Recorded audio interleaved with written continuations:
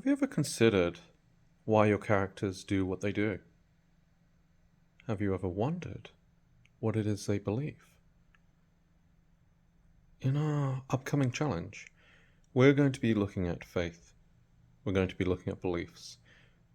What does your character believe in? What do your characters believe in? What happens when those beliefs clash? What is at the very core of your characters? What drives them? What causes them to show mercy? What causes them to strike a foe dead? When do they choose to cheat?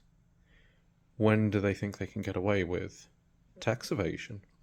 When do they think they can get away with passing corrupt laws?